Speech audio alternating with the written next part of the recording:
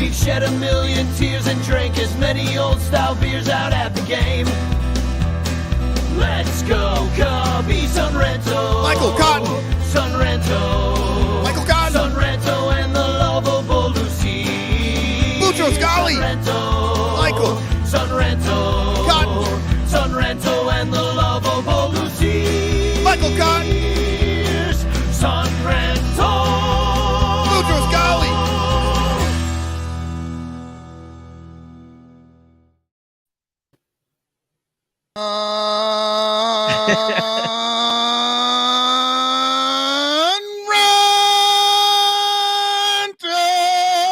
Oh, no. Terrible start. Mute fail. Nobody heard you say the S in Son Ranto. You said came in on un. That's on the system. I took the.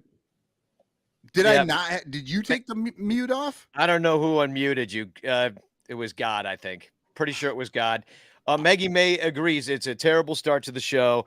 I am now unranto. This is now the unranto show. So now we have to do everything in opposite. So we're going to start from the end of the script and we're going backwards. We're talking about an unconvention. Yeah. The unconventional. Here's the unconventional Son Ranto. Hi, I'm Danny Rocket. This show is brought to you by our 106 Patreon supporters. Thank you so much for supporting us at patreon.com/sunranto. It's how we keep the lights on at the show. And you also get Discord privileges where we will be hanging out after the show with you. And we actually hang out come talk. And we hang out all day on there, actually, and tell our deepest, darkest secrets. And the other day, we had a fascinating conversation about Juliana Zobrist, which we'll get into a little bit later. If that's a good idea, it probably isn't, but we will. Hashtag Chance in the chat if you would like to win a Frank Chance postcard sent to you by me with a message of hope and doom. I just sent one of those to Miguel Esparza, and he sent me a little thank you text. Miguel Esparza, the Spanish language voice of the Cubs, and he's also the Blackhawks guy. We had him on the show, and anyway, he loved his card.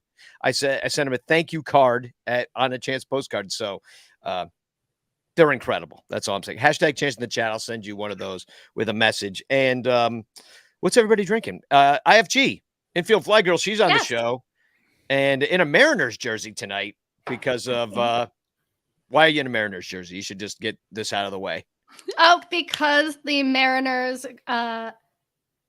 for no reason other than to make me personally happy, signed Tommy La Stella to a 1-year major league deal. Yay! 3 a.m.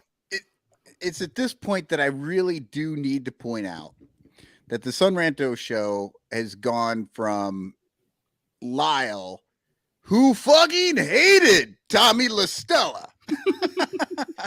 Rant on about Tommy La Stella constantly, to IFG now wearing a Mariners jersey like, woo, Tommy La Stella.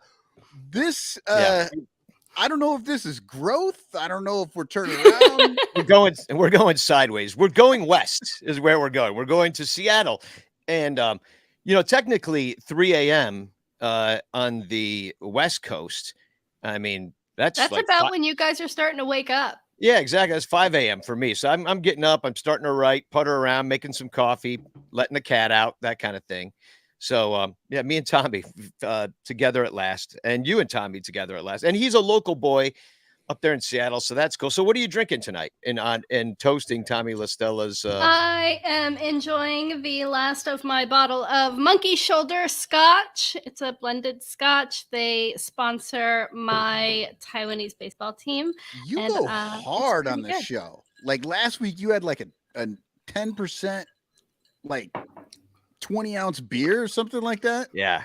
No, you got to get into it. I come from a very long line of devoted Irish alcoholics. Yeah. You're like, I'm not going on without a fifth. You're working hard out there. Yeah. Well, and that's her second scotch too. Like she was drinking 2 hours ago already. See, I will say that my backup for tonight is Partake Brewing's Peach Ghost. It's a non-alcoholic ghost. It's like just tart and nice, and it's pretty tasty. I've tried the partakes. I had this conversation in the liquor store beer area with some guys from Big Grove Brewery, which is what I'm drinking right now. Oh, Michael's Big got himself Grove, a corporate sponsor, does he? 1939. It has something to do with, I think, Hawkeye football or something like that. That's cool. What does it taste like? You like it? It's like a darker amber ale. I like that kind. Smooth and malty, And this one does have alcohol, correct? This one does. But we were actually talking about non-alcoholic beers in there, and they were like, it's so cool that they do this and they take the alcohol out. And I told them, I'm like, no, that's the problem with it. I was like, yeah, I do not see the point. The alcohol out and you leave this bad burnt aftertaste. I was like, I'm a drinker. I do not care how you make the fucking thing. Just give me something that tastes good. Yeah, exactly. Make me a soda that has an IPA flavor, and I'm gonna be happy all day. Yeah, and it finally went to the right ears because these guys work for Big Grove. Yeah, just go make soda. Just go drink soda. I mean, I bet you some of it tastes good if you're really into beer and flavor like that, but I don't get it. Now, personally, I'm drinking yerba mate once again out of a crazy cat mama mug. Aww. So, but it's my biggest mug, and I do enjoy it. I've got, if you can see, I use this straw, and it filters the tea, which is loose leaf. And I just add hot water to this all day and just get all hyped up, just like looking up stats, playing a little guitar, just running around the house. Maybe I put away some laundry, so I'm going to drink later. I'm going to drink on the after party. That's been my little, my go-to lately. So I also want to say, and I'm just going to start with this calendar. The calendar, I'm making it. And it's really fun to be making. I'm going to show you what one looks like. This is last year's calendar.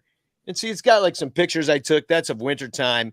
Then on the flip side, it's got everybody's birthday on there. And also like special dates. Like, and if you look, tomorrow's birthday is John Baker. Yeah, John Baker's birthday is coming up. Actually, on the 20th, we got Bexy Ashworth coming up, Kevin Ashworth's wife. She plays violin on I Didn't Come Here for a Haircut, the John Lackey song I wrote. Jose Orlando Mercado down in Puerto Rico. It's his birthday. Phil Brandyberry, he celebrated a birthday yesterday, and Brad's coming up next week. But anyway, this is like the kind of thing that happens in the calendar, and you want to be a part of it. And it also helps like fund this show and helps fund the Bleacher Bum Band album and all the things we got to pay for. You go to sunranto.com/calendar and you just buy one there. And then you email me your picture and your birthday. And I put it on your birthday. And then we wish you a happy birthday on the show. It's like pretty much that simple. It's free if you're a Patreon patron and you pledge $12 a month or more. You can always pledge more. And so anyway, it's also free if you're a Patreon patron of Bleacher Bum Band, where you can be a Patreon patron at patreon.com/Bleacher Bum Band. Damn, that's hard to say. I need to change the name of the band.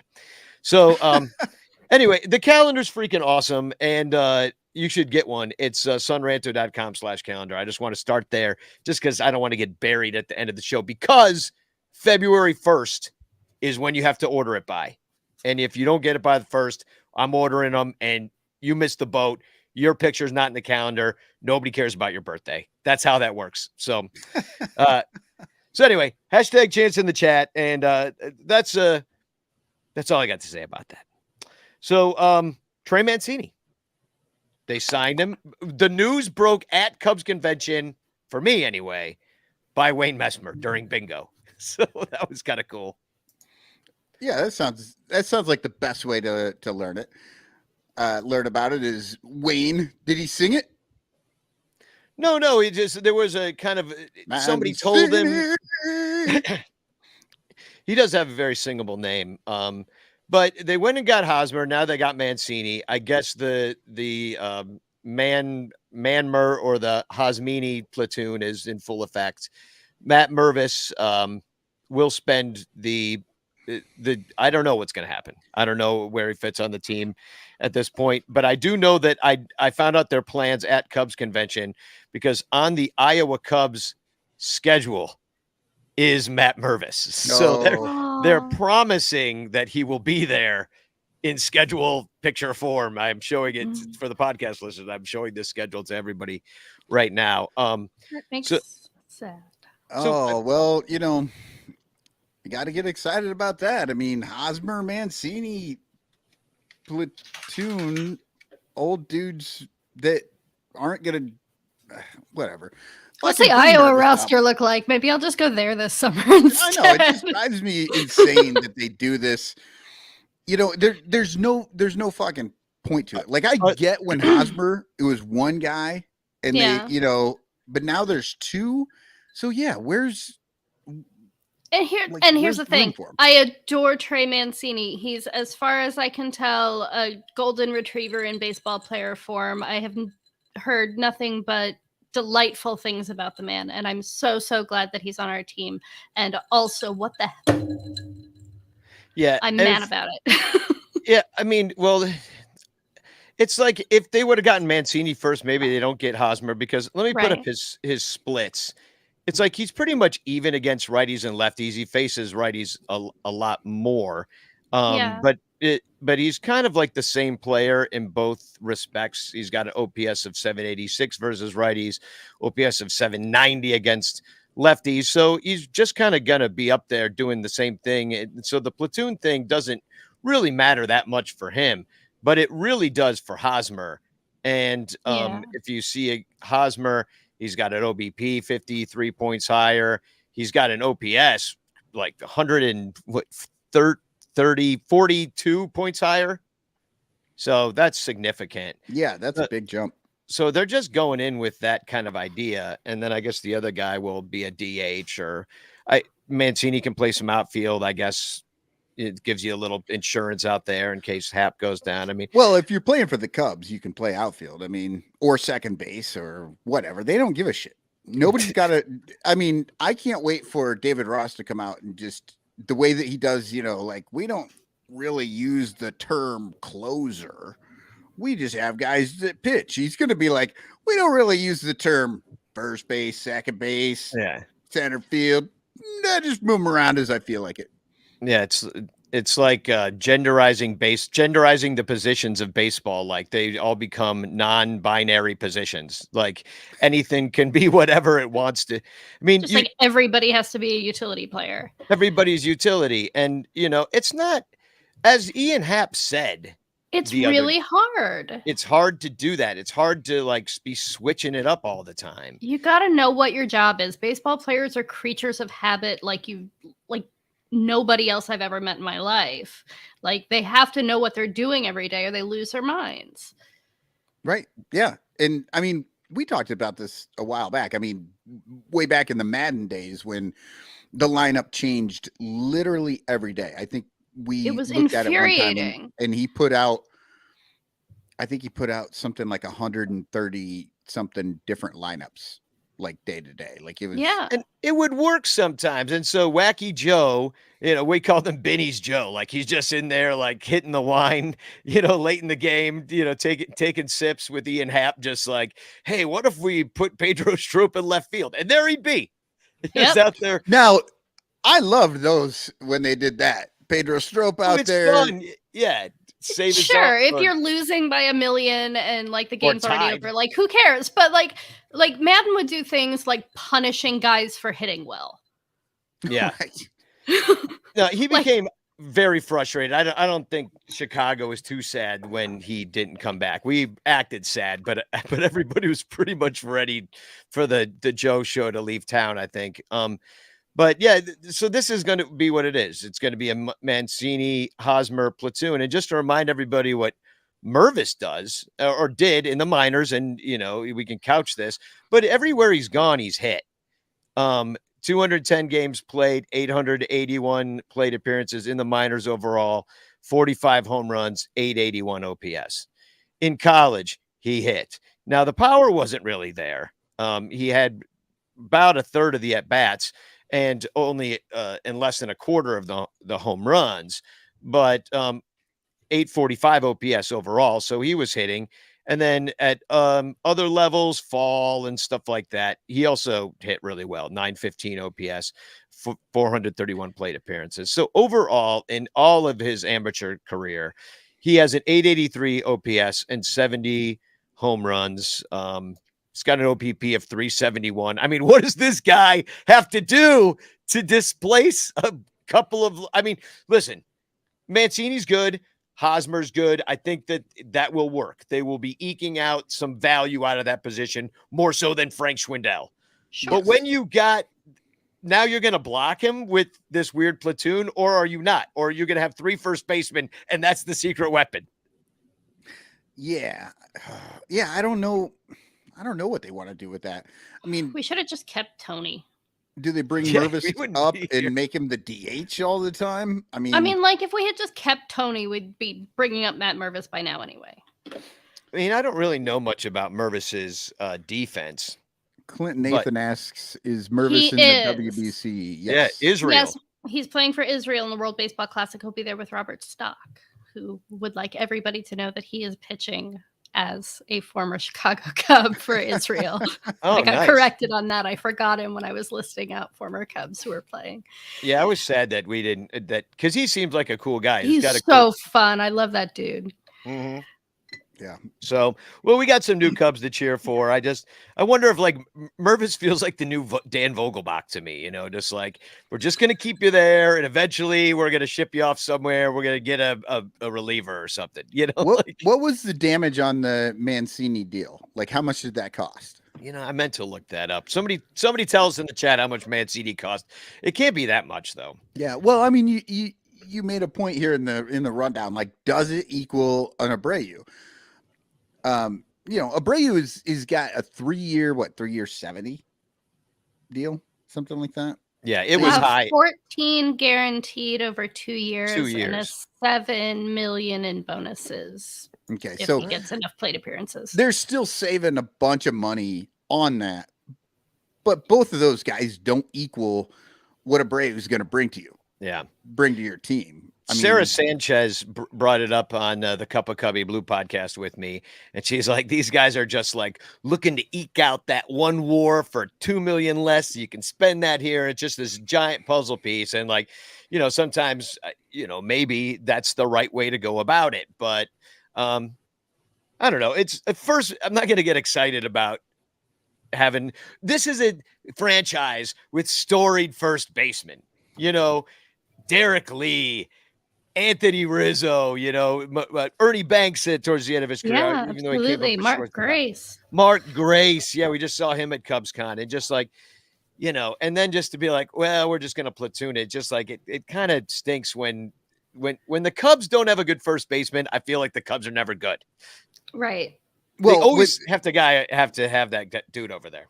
Yeah. And with the idea that, nobody really has a position, all that stuff, it's kind of like the if you have 2 quarterbacks, you don't have a quarterback, that type of a deal. Right. And there's a lot of talk, a lot of people out there, praising the Cubs right now, the front office. They've signed more players than any other team this season. But nobody's good. Like there's like one guy that they hired for a fucking position. No, they're everyone good. else, like, why do they have so many players? It's like when I'm at the bakery, right? It's like when I'm at the bakery and I'm looking at this cake and I'm like, man, this looks amazing, but it's it's expensive and it's all these calories, and so I go and I spend more than that on like buy one, get one free cookies at the grocery store. Yeah. And you're like, I could have had the one really amazing, that one piece of torte that was made by this incredible it is baker. Off-brand Oreos. That's what we're getting. Yeah. Yeah.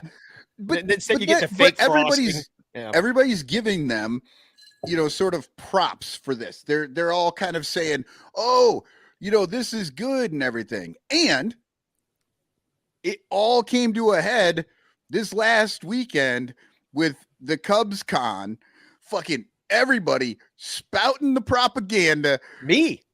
Danny fucking Rocket tweets out, I think this team might be Bad as good. anybody.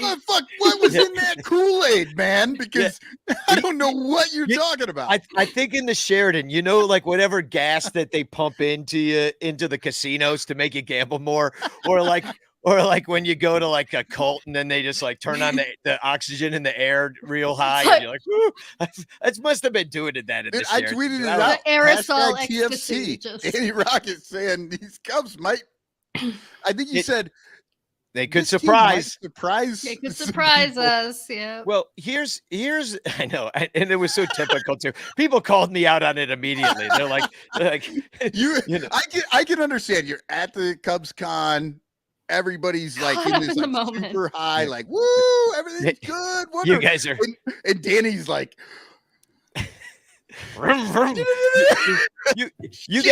you guys are calling in a wellness check on me. You're like, I think that he must have been kidnapped or something. But no, I mean, here's the thing: is that they might be greater than the sum of their parts, and if there is chemistry, they could do better. I mean, there is a world in which they play a bunch of good teams at the beginning of the year. They've got like kind of hard April, May, and they beat everybody that they're supposed to. And they take care of business with those teams that they should beat.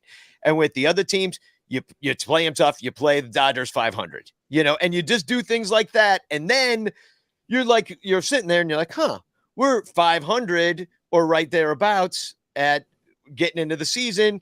Cardinals aren't doing it. There is a world in which they take the Central. I'm not saying they're world beaters. I'm not saying they're going to win 103 games. Clint says, did the Cubs pay you to tweet that, Danny? The Cubs would gladly, I think, pay me to go away forever. Is I think what the Cubs would like to do. Judging by what Clark said to me, didn't say to me, he doesn't talk, but he just he writes though, and I'm like, what's the point? If you can write, you can just say. Clark has no voice, right? Anyway, because they can't fire the guy in there and bring in some other dude with a different voice. The continuity has to stay there. Don't you understand anything about mascots? About marketing? Yeah, mascots that should never have existed. But Clark's going to make actually a pretty good appearance in this calendar, just to warn everybody. But I got some good stuff. So anyway, I don't think that Trey Mancini or Eric Hosmer are going to make you, overnight a world championship team. But do they make you a good enough team that if you look around, a lot of the holes are plugged with at least professional baseball players, that if they do win enough and things kind of trend their way, the young pitching works and all that stuff. At that point, they could add.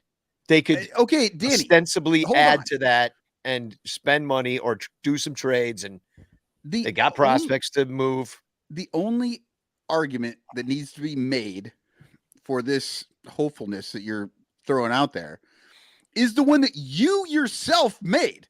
You showed us the schedule. It's fucking brutal for the first 2-3 months. They play. This team is not going to fare well. And if they are under 500, there's no way in hell that they are going to add to this team. Bet me on it. You think they're going to be above? Wait, no. I'm going to say, well, we got to see. Let's find out how many games. Like, is it an odd number to hit by like June 1st? And let's just call it June 1st. And that would be the day. We got to figure out how many games there are until June 1st. Somebody wants to tell us in the chat and figure that out real quick. I'm not saying, I don't have time. I'm on a show. Right. But I was looking at, I think that brutal schedule goes through June, though. Oh, it does. It absolutely does. No, I'm saying. And that's what I'm saying. They're just not going to add it. I told you the road. You play 500 against the good teams and you beat the teams, or you beat the teams you're supposed to beat, because they're not all great teams. I'm just saying I could see a world in which they overperform and make something happen with less. It's built as a 500 team. I think everybody agrees with that. But I'm saying that there is an upside and a downside to the 500. And right now, because it's the same conversations we had last year at this time. if everything breaks right, exactly. they might win 88. If all our bad players are good, we'll win the World Series. If the world fucking falls perfectly, then we're gonna be in the World Series. Look, I mean, great. I hope I'm wrong, but I kind of fell into that trap last year, and now I'm like, fuck you, fool me once. I'm not doing this. Like, so. All right. What needs to happen? What needs to happen at the trade deadline to make that less impossible? Well, they would have to add to this team, which if they don't make it to the trade deadline above 500, then they're never going to add. That's just not something that this front office is going to do. No, they won't trade out. They might trade out of depth, though. You know, I don't think that they're in love with. They've got a lot coming up. Like, they've got a lot of prospects, and they can't all be on the team too. You know, it's like you face that thing even in like 2016 when you're like, okay, well, Jorge Soler should be playing somewhere every day. I mean, he ended up getting hurt a lot and stuff, but like, you know, but he's really good and he should be some. And he went to Kansas City and hit 1 million home runs like one year. Yeah, it was awesome. He has the Kansas City single season all-time home run record. Where did he? But unless you traded one of those guys, like they just chose Soler, and I think they got a closer for him, right? For that year, something like that. Yeah. Yes, they did. Or Eloy over Schwarber. You know what I mean? Like you had to get rid of one of them. They couldn't both take up left field all the time. Yeah, exactly. So you couldn't just. No, so you might have that soon. You might. Where's Davis. Our depth? Where is this? Crawley. That's right, Wade Bot. So Wade Davis is who we got. Yes. Well, Crawley. Wade Davis. Wade Davis was pretty good with the Cubs and then went to the Rockies, made a shit ton of money. I think $57 million and was terrible. Yeah. But that 2017 with Wade Bot, man, that was hot. Man, he was so good. Let's move on. I miss having good teams to watch. Right. So closers that mattered because they were actually in the position to win the game. Well, we don't have one of those, but we'll get one at the trade deadline if we're over 500. But come on, tell us what happened to the Cubs con. I was trying to set you up to move into that. Let's just get off of this crazy fucking 500 dream that you've got going. There's big news, and the only real big news out of Cubs con, like as far as I'm concerned, everybody kind of knew what they were going to say and stuff, is that Ryan Sandberg is getting a statue in the statue row there. And the Sun Ranto Show actually has an exclusive that I got some renderings on this thing. Nobody's seen this, but well, I'm just going to show it. This is exclusive to the Sun Ranto Show. There's Sandberg. He wanted to be. He's tying it in with his weed sponsorship thing. So he's there puffing on a joint, and he's got a cool hat on. I guess like that's his style now. But and rockets behind him. Yeah, rockets behind him just because he was so fast, you know. So it's very cool. I'm really excited. No, but that's awesome. Like Rhino, and I'm. Kudos to the Cubs for doing stuff like this. The Fergie Jenkins one is incredible. A lot of people asked if they were going to do a Sammy Sosa one. I'm like, dude, he's not even allowed on premises. They're not going to make a statue of him. Why even ask the question? Right. That's insane. Here's my thought, though. Here's my sort of like, this will be weird. So with Sandberg, he will be the final Hall of Famer that the Cubs have that has the number of retired flags waving, right? That's Sandberg. Except for Greg Maddux. He's the only other name out there. Do they do a statue for Greg Maddux? It doesn't. No. I don't even know why they have his fucking flag up there. Well, because that's Fergie's number. Because it was exactly because why make Fergie share it is I think your point, and they've just felt like they had to. I mean, he was really good with the Cubs. They just stupidly let him go into the Braves and win all those games and in the World Series with them and 4 Cy Youngs with them. Like, I'm sorry, Greg Maddux is a Brave. That's who he is. In the story of baseball. He started with the Cubs. He got win number 300 with the Cubs, but he wasn't with them for most of the time. Yeah. So let me tell you about walking up to CubsCon. I got a little bit lost when I was on my way. I always get lost on the upper and lower streets because like upper Wacker, lower Wacker, upper Michigan, lower Michigan. And I'm just like all turned around and I hear Danny Rocket. And I turned around and first of all, it was this guy I had met at CubsCon before, and I sat and talked to him. And then when I was sitting there talking to him, I hear Danny Rocket again. It was freaking Ryan Dempster. So like that made me feel so good. I'm like, oh man, Demp recognizes me. I mean, I did write him a song and sing it for him, but like, you know, he meets a lot of people, so it made me feel good. And also, we look I'm like the fat version of him, basically. We're like the same age. Right. So.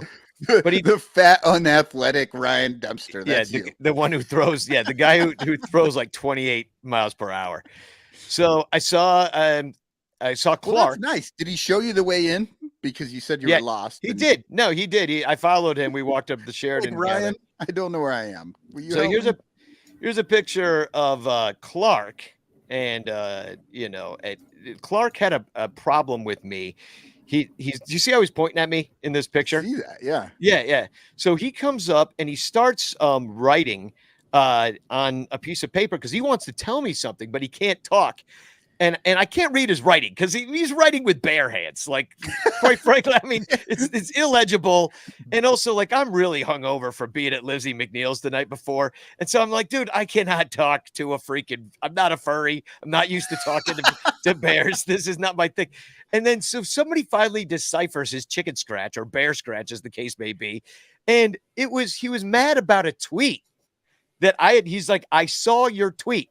And I'm like, what tweet is he talking about? I was like, okay, whatever, dude. We took a picture together and I left. But here's the tweet he was mad about. I tweeted out that his stupid van with his picture on the side was illegally parked in front of Wrigley Field. And it's in a no stopping or standing tow zone right next to the left field. And I wrote violation.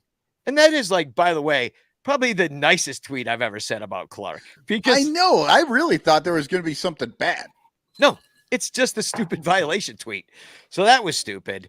And then, yeah, that was it.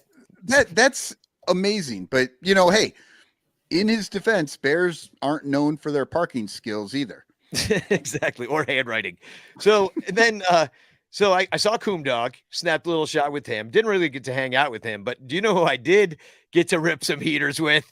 Bobby Dernier. Oh, yeah, because Bobby Dernier will rip some heaters with anybody. Well, do you remember last week? I believe this was your TFC. Yes, it was. That somebody was looking forward to doing at Cubs convention was either ripping heaters with Dernier or slugging back old styles with Lieber. It's a toss-up. So I go outside, and there's Stuart McVicker, and he's hanging out there with Bobby Dernier. And I did come out to, like, rip on my pen, and there he is that's his girlfriend right there. She's super nice, and we just sat there talking for a while about the '84 Cubs. And I was saying, is that the team throughout your career? Because I'm like, you played for the Phillies and stuff. I don't know if he played for anybody else, but he was on some other good teams. I said, what is the quintessential team of your career? He's like, '84 Cubs, without a doubt. Like, I talk to those guys every day. And I told them about my experience of being in Rent back in '96. And I was like, talk to those people all the time. It was a crazy experience for all of us. We were so young and it was so exciting. And I'm like, I totally get that you'll have this experience when you're young and that like kind of solidifies you. And that was just such a magical summer. I felt that way at age 10. And I told him that. And it was cool to hear as we were ripping heaters that he felt the same way. Very cool. There's our friend Josh. He's at the Oregon. Now we had me and Bleacher Jeff and a bunch of people came by. We came by and on Saturday afternoon and we sang every song these guys played by doing karaoke off of our phones, just screaming there in the lobby. Me and Jeff singing harmonies. The problem was John Benedict, when he played, he kept playing like Whitney Houston and stuff. I'm like, dude, I can't sing Whitney Houston like not hungover, let alone I'm like the greatest. I'm like, it's like hitting these falsetto notes that I have no business trying. So we had a blast though. New CubsCon tradition, singing in the lobby with Josh and John. saw, the night before I left this out, there's John singing with Harry karaoke, and Jeff sang Susu Studio, which was pretty awesome. And they were giving out these obvious shirts that said Harry Carey is my jam. But that's a really good hologram. Yeah, no, it's like he's almost there. It is. And no, and really the nicest hologram I've ever met too. What a nice guy. Hanging out with Miguel Esparza. What a great dude. Hung out with him and Noah and Jorge. They do the call with him. We just hung out in the lobby. I went to one session. I went to Ian Happ and his podcast, and I skipped everything else. I just sat in the lobby, talked to all these people that I met over the last 11 years, and I had the best time. I was exhausted because I just, instead of sitting there like listening and writing things down, I was just like, yep, just going nuts. And it was really fun.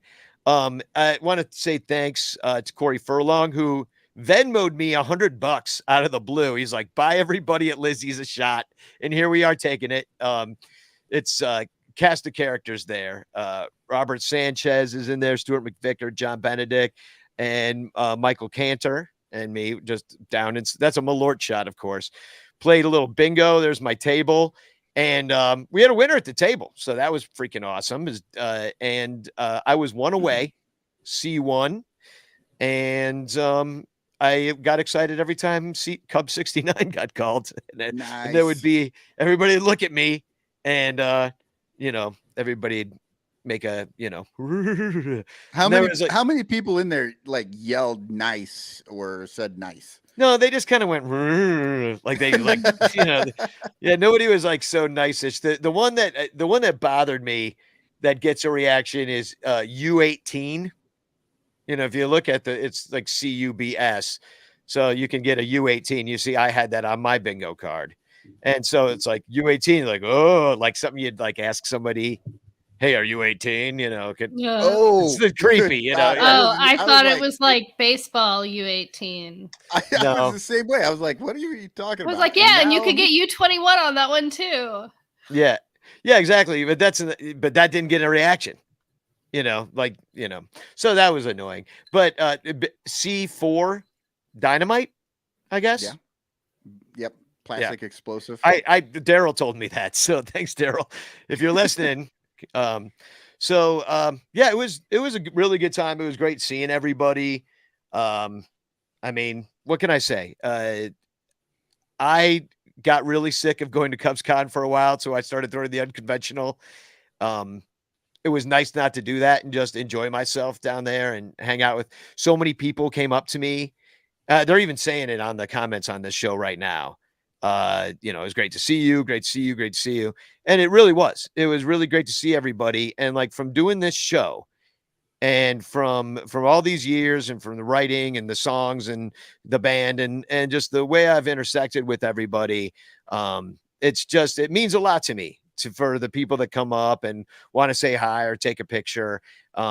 It feels like a big family. And I think that, that's kind of one of our goals here on the Son Ranto show is to make it feel that way and that we all hang out. And it's why we, have Patreon Patron of the Month, which plug, I'm giving away this Nico Horner bobblehead.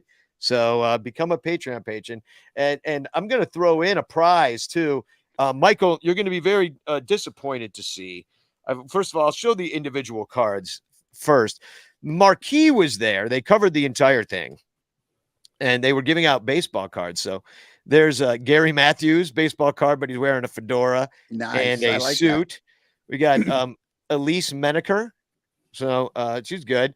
Carlos Pena, ex-Cub. There's another Matthews. This one going to be worth a lot of money. Pat Hughes, Hall of Famer. Pat Hughes. Wow. Dan Plesac, it's a common. Ryan Dempster, the guy that recognized me in the street. And let's see. Yeah, that's all I got. But check this out. Now, this is where it really gets worth money, is that I've got the uncut sheets, and there are 2 of them. So I'm throwing these into the Patreon prize of the month. Ooh. Yeah, these are. That. I see Clark. There's a Coomer in there. Yeah, you got Joe Girardi. You got David Ross. Wow. Sut. Look at Bruce Levine. It's like, dude. I'm gonna go become a Patreon. Could you smile for the picture? But they had to sneak up on him. He didn't know he doesn't know he got a picture. Bruce believes it takes away his soul. You got Cole Wright. By the way, Cole Wright, you worked all weekend and you did a freaking amazing job. I would say, I mean, I obviously didn't watch the marquee coverage of this. I was there, but Cole did such an amazing job. Jim DeShay. So anyway, they got all the cards. They got Coomdog, Fergie, even Clark has a card. Ryan Sweeney, Doug Glanville. I might have him sign mine. But Michael, do you realize who's missing of all the broadcasters, all 5,362 broadcasters that are on? Yeah. John Pickus says, love it. Is there a boot card? No, there is no boot card. And I have no idea why. So that's a mystery that, I mean, maybe it's the same as Matt Mervis being on the Iowa Cup schedule. Well, honestly, Danny, what happened was they said, hey, everybody, come over here to get your pictures taken for these cards. And Shambi wasn't paying attention. But Danny, you had that really nice story about meeting all these people and all these, and how great it is, and it's a family and everything. But you're gonna have to explain. Crawley says that you killed a woman with his cooler. We don't have to talk about that part. Yeah, no. Wait. All right, murders. All right, we have a confession. Murders. We have a confession later in this show, but I'll give one right now. Get on your knees and repent. It's time for Confessions with Pastor Michael Cotton.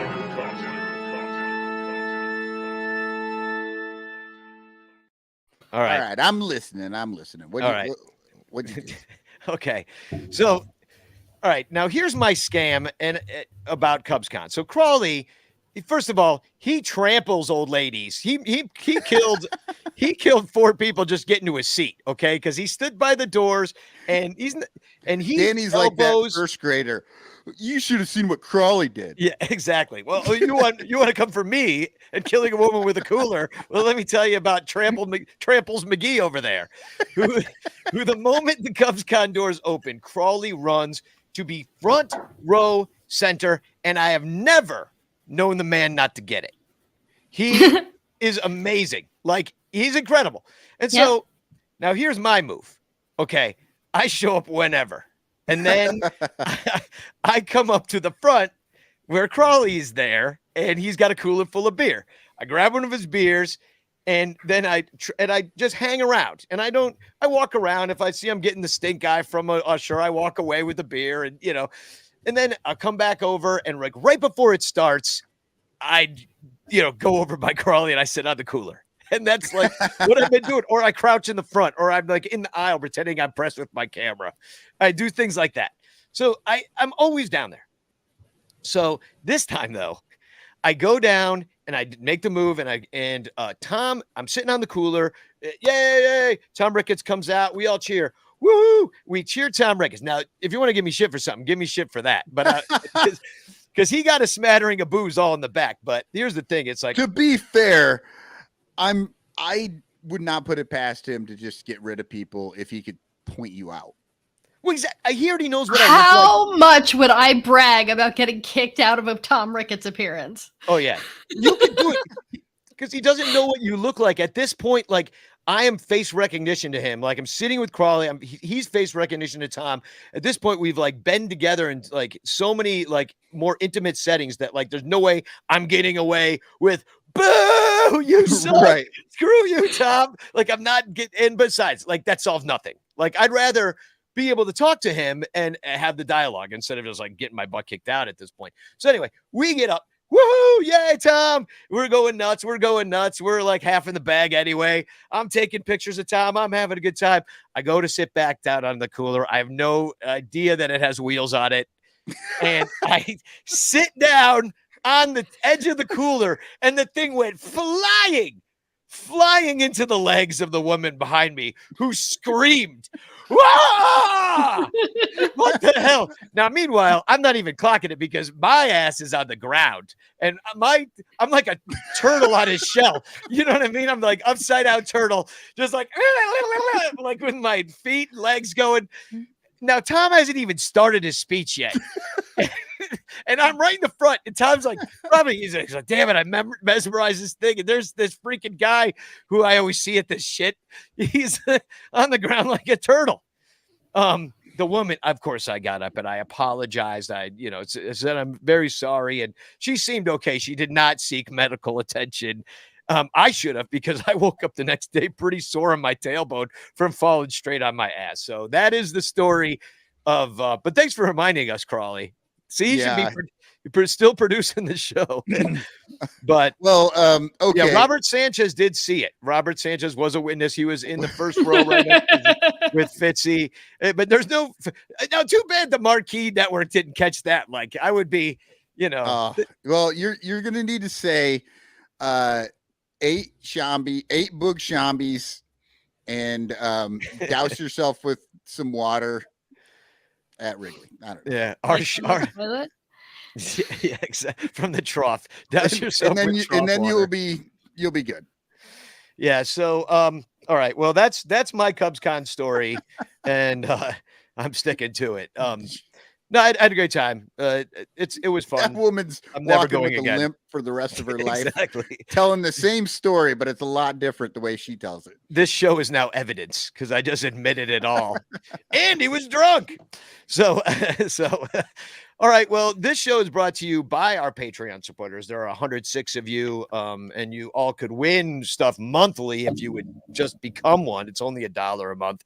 Patreon.com/Sunranto. Here's a commercial for it. We'll be right back to talk about Ian Happ. We'll talk about the pitcher swap, I guess we did, of guys who throw fast. Julian Merriweather. What a name. And we're going to answer a question from Bleacher Jeff. So we'll be right back. All over Chicagoland, there are thirsty, frazzled, overworked Cubs podcasters who are struggling to survive one more baseball season in the dog-eat-dog world of unpaid content creation. But it doesn't have to be this way. You can make a difference.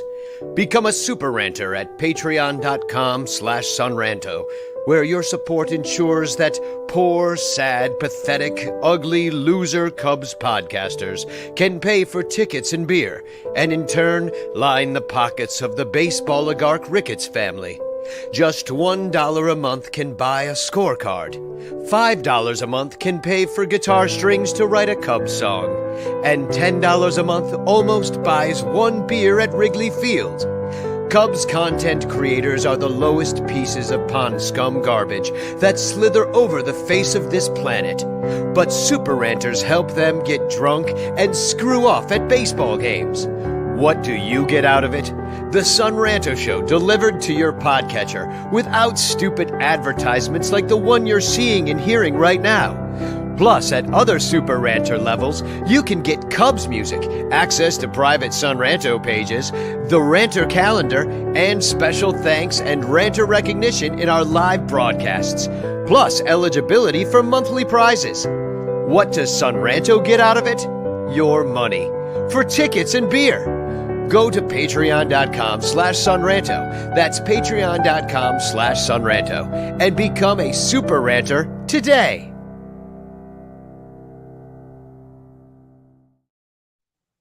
And welcome back. We are back. Hashtag chance in the chat if you would like to win a Frank Chance postcard sent to you by me with a message of hope and doom. Hashtag chance in the chat, and you could win that. Let's talk Hap extension. It didn't happen. Yeah, but they're talking about it. But he did get the exchange arbitration numbers, and then it's 10.85 million, or that's when he's getting. Yeah, right, he got a raise. Yeah. At least he's not sitting around waiting for this and actually having to go through the hearing for whatever was it 1 million last year for something dumb Wilson? like that. Something stupid. Yeah. And then Nico, no arbitration. 2.525 million. And Bleacher Nation reported about that they were talking extensions, but I don't know, Michael, you're going to hate this quote so much. Because this is very much a Hoyerism of how it was all said. These are quotes. This is all per marquee, by the way, from Bleacher Nation. It's all very incestuous. It's coming from state TV. Yeah. By the time we get it, though, it's this has been through the ringer. So Hoyer said, "I can't tell you where those talks stand. I can tell you we have interest in both guys, keeping them long term. We have started the process, I would say, with both. We have a dialogue with the agents. We are in the process or what the offers are. I would never reveal. Certainly there is a real desire on our part. We have had meetings with both Nico's and Ian's representatives." Now, there's a lot hanging on that very first sentence. I can't tell you where those talks stand. Now, did he say, I can't tell you where those talks stand? Like, I just can't tell you. Or did he say, I can't tell you where those talks stand? Like, he has no fucking clue. He's like, it's not what I do. I don't know. Or maybe he said, I can't tell you where those talks stand. And you meant but somebody else could. Yeah, somebody else I could. Can't do it. No. I don't know. There's a lot going on there, but it's makes is it I don't know, or is it not my job? It's like, yeah. I mean, if they could, at this point, it's kind of like the same thing with the Contreras situation last year. We're kind of already into this year. Like, it hasn't begun, of course, but like, an extension of Hap at this point is just basically a new contract. It's extending just the 1 year left. Nico would be a real extension. If you could get something done with one of the, like a Justin Steele or something, that would be a real extension because you'd be buying out some arbitration years. Well, and stuff. I mean, it's still an extension because he doesn't hit the free agent market. I mean, I guess that's what they're talking about. Nobody else gets to bid on his services. Right. So now I wonder if Ian bets on himself and has a really decent year, he might not want to sign an extension. Yeah. Yeah. That would be interesting. He is our union rep, right? Mm-hmm. Yeah. We don't, you assume they like Ian Happ enough to keep throwing him out there every day. I mean, they gave him prime time at Cubs convention to do a podcast at noon. I mean, this not only from a baseball standpoint, which he's really good at and has kind of come into his own. We talked about it last week with Michael Cerami, his biggest fan. And by the way, if Hap ever goes missing, the first place to look is Cerami's basement. So I know Cerami has like 1,000 packets of that Hap Kool Aid. So, I believe it's coffee, Michael, but no, they're in, they had flavored Kool-Aid. They had, exactly. They had the coffee at the convention. So they're branding with Ian Happ now. Remember, they used to yell at him. Remember the time that he went to spring training and he had a sports car and then he got in trouble and they're like, you're going to AAA. And then he hit like 500 at AAA and made a bunch of dogs. And, like, and they just wouldn't let him come back. Wouldn't let him come back because they were punishing him for like driving a sports car and like doing some side stuff. Probably missed a workout or something. I mean, whatever happened there. You know what? Now that you say it, it makes me feel like these extensions are not going to go well. You remind me of they're all not the going to pay Ian enough to him. not want to roll the dice on making more money somewhere else. Well, and he wants to do what's best for all the other people in his position. Like, if they're not going to give him what like Andrew Benintendi got or more, because maybe he's better, like he's a switch hitter. He was an all-star last year. It seems to be getting better. He's coming into his own. Hits great at Wrigley. So, like, get it done. And even if you have to do an overpay, you actually have the money. So, like, Jason Hayward's off the books next year. Yeah, like, I'm like, I hope with all my heart that the Cubs extend him, and I hope with all my heart that they don't try to pull this, do a team-friendly deal because it's blah, blah, blah. Because, he deserves to get paid what he's worth. They haven't extended anybody, so I have absolutely no hope that they're ever going to do it. And I was just about to say that, look, more power to him. If he gets the extension, he gets the extension. Good job. Mm-hmm. But Jesus fucking Christ. Like, this is the guy? After everybody we've had, Yep. it's going to be Hap that gets the extension. You know, they're going to build the team around him. Like, come on. Yeah, he's cheaper, probably. I'm not as... We don't know. Look, I like Hap. I think he's a great baseball player. But like extending him is like, I don't know, waiting until only Dansby Swanson's left. Well, it's not like building around Bryce Harper, like when like the Phillies went and did that. It's not the same as that. I agree with that. It's another, better than average player who, you'd love to have on your team because he's good. So, David Elliott, is David Bodie still the last player to get an extension? I guess he was after Hendo. I can't remember whether it was Hendricks or Bodie. It was definitely Bodie last. Yeah. Okay. That was 2019. Oh yeah, because we only have one more year of Hendo and we have 2 more years of Bodie, right? Oh Jesus. Yep. Yeah, but I Bodie was definitely 2019. Yeah, Bodie's in the minors anyway. And Facebook go user, to Iowa, David Bodie town. Facebook user, and I wish I could tell who you are because this is funny. Yeah, Facebook user, Hap has Car Shield money. So yeah, we've all seen those commercials. He does with Boog, by the way. So, all right. So then John B probably showed up and he's like, "Hi, who are you? I'm Boog. Who are you?" I want to, and I try to get his permission. I'm sure he's not going to mind. He's a Patreon member, and he's got his own podcast called the Cubs PS Plus Northside Numbers Game. So he's a dude into numbers. Mike Waller is his name. And he made a TikTok, which I was getting spied on because I was looking all this stuff up. And then I picked up TikTok, and all of a sudden there's Mike Waller saying the exact thing that I was just looking up. So anyway, I'm going to let him either that or Mike Waller is spying on you. True. Yeah, I don't know. Maybe he is China. So so I'm going to let him say about Manrod and Julian Merriweather what I was going to say anyway, but he already said it, so I'm just going to let him say it. Well, fastball upstairs. I was pretty surprised when Manny Rodriguez was the one cut down for Julian Merriweather. But the more I looked into Merriweather, I kind of wonder if they're similar pitchers. Merriweather throws harder than Manny does. He's got a slider that moves about as much. He's got a curveball that's better. It's going to be interesting to see what the Cubs do with him in the pitch mix. I could see them adding to his pitches. I could see them changing up the mix, using the curveball more.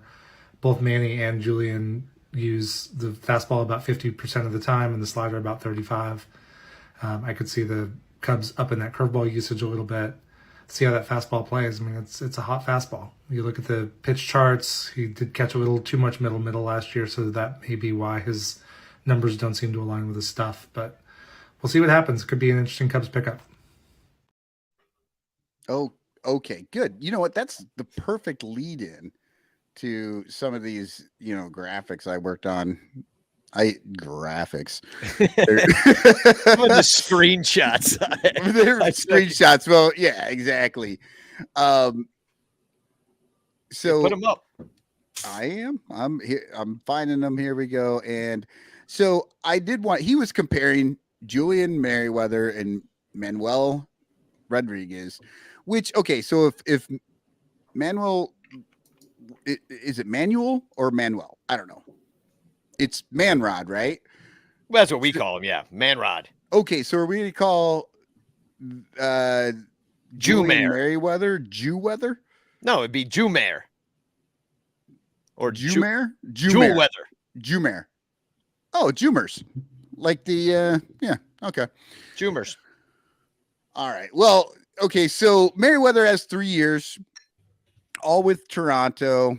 He's got a career 5.64 ERA. He hasn't pitched a lot. Like, what's that? 8 games here. Last year was the first year he really went out there, but it didn't go that well. Yeah, he had 26 innings last year, 52 for his entire career. It's honestly, if you just look at like innings pitched and things like that, they're really on that sort of same trajectory, except for when you look at the ERA plus, 2020 Merriweather was at 108, and then he dropped down to 94, and then he dropped down to 58 in 2022. Well, 2022 is the only year that he really pitched a lot. I mean, 26.2 innings, that's like, what, half a season for a guy like this, you know? Or maybe even less than half a season. Okay, but Manrod went from a 70 ERA plus in 21 to a 128 ERA plus. Also didn't pitch much, 13.2 innings. You know, you're right. Like, he didn't pitch much. But it's more about what their stuff is. You know what I mean? No, and I can understand that for sure, except for the fact that Julian Merriweather is going to be almost 32 when the Cubs season ends. Why do I know this? Because his birthday's in October and the Cubs won't be playing then. So yeah, it's five years older. Yeah, and Manrod is going to be 26, or he's 26 all year. Like, I don't understand why they DFA'd the guy. Like, it's not like they just moved him or whatever, but they DFA'd him. And did we find out whether he made it through? It's only been 2 days, so there's still some time to go. But they DFA'd this guy who is much younger, and you would think with Pitch Lab, like, was already in your system. They must hate him. But they developed him. They made him this way. One, two, three, yeah. 4. And then they dump him when he's 26 years old to pick up a 32-year-old dude that basically pitches the exact fucking same, like, numbers wise, what the numbers come out to. The only big advantage that I see for Merriweather versus Rodriguez is the strikeouts. He's got almost 2 more strikeouts per 9. You know, and yeah, he had 2.5 strikeouts per 9 better last year. You know, and the strikeouts to walks, Rodriguez was not good there. It's 0.89. So he's getting, you know, less than 1 strikeout per walk. He's walking a lot of guys. And it's 3.29 for Merriweather. So he's striking more guys out. Yeah, but it's still, they are very comparable pictures, except for one's way older. So, but here's my question. Independent pitching is interesting. Right. Okay. Yeah, that could be a difference, because there is a difference. It's 4.35 on Julian Merriweather versus 6.75 ERA. So that does make a difference. I mean, but still, and it's a 3.2, and for Manrod, it's 3. It's still too small of a sample. It's still too small of a sample to be pulling apart like this for me. It's really too small of a sample about their pitches. For either one of them. It doesn't matter. It's about their pitches. They're the same pitcher. They do the same thing. It's the Cubs liked one more than the other, and they made their choice. But one's older. What are they doing with this team? They wanted the old one. Confused about. One guy is a lot older, and you're counting on him to do what? You know what I mean? Like, short term. Yeah, it's and it's true. Let Manrod just fucking go to somebody else for nothing. Yeah, I mean, they may just be hoping that he's the 7th guy in a row to sneak through waivers. Yeah, we were talking about that on our text thread earlier today. Too, for anybody listening or watching, yes, we have a text thread, and we still talk about this stuff even when we're not on the show. And we are my point was, poisoned. The reason we've had 6 guys make it through waivers is because none of those guys were worth it for anybody to pick up. Yeah, like, all 31 other teams are like, nah. Right. And John Pickus points out that I doubt either is going to be on the Cubs for more than 2 years. This is a non-issue. He's like, moving along, show. No, but I think what makes it an issue, like, what the fuck are they doing? Yeah, exactly. What makes it an issue is that, like, this is your guy. You got the pitch lab. You're supposed to be churning out these dudes. Manrod, you make us all excited. He was at CubsCon, slapping 5 with everybody, and then they DFA'd him on his way home. Him, right? Yeah, and so yeah, it didn't make sense to anybody in this way. But I think the overall thing is, why didn't they keep both of them? So what didn't they like about Manrod? They liked him enough to bring him to CubsCon. But here's the Cubs bullpen. So, they went and got Boxberger. He's new. But a lot of people have been saying Michael Rucker would be the guy. You're not going to get rid of Ethan Roberts because, he's somebody you're high on for the future. Then now you got Julian Merriweather. Anthony Kay? Like, really? Like, so they're going to – Manrod's gone, but Anthony Kay stays. I guess they picked him up sometime last year. Then you got Estrada, who came up and throws real hard. Somebody's got to do, we're going to have the happiest Christmas since Anthony fucking Kay danced with Bing Crosby. I believe you mean Danny Kaye. But anyway, I'm just saying this bullpen was not world beaters last year, and it's got a few names on it. I mean, I'll give you a few because this is the thing that everybody's ignoring. They're like, well, we got the first base platoon, we got Dansby, we moved Nico over, we're in center field, we got Belly, the outfield, the catcher situation is all defensive. You got the young pitchers. Well, what about the bullpen? That's the one thing we have not addressed. And there's a lot of question marks back at the end, and people are just being like, well, you just make a bullpen out of, straw and gold, just it happens. Bullpens happen. Figure it out. And that's partly true, but you don't really have a great back end person that has emerged, whether it's closer by committee or just all matchups or whatever the hell they're going to do.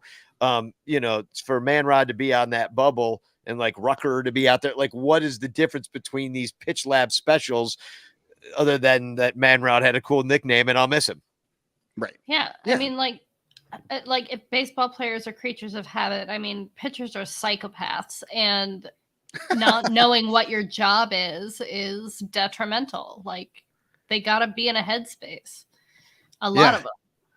I'm just, I don't know. I'm so confused by the whole, 30-year-olds are, ancient to, baseball front offices anymore.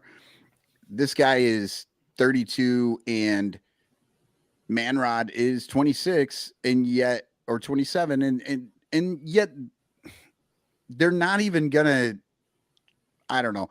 I work on the guy that I got that has some upside. I guess that's where I go. Yeah, that you already know that, and that's already from your system. So it just talks about their system and do they even trust their own guys? So I'm going to make your guys' head spin, and this is from Brian Smith at Cubs Prospects, who writes over at Bleacher Nation. Oh, bless but him. No, this is gonna make Michael's head. I'm only putting this up to make Michael's head explode.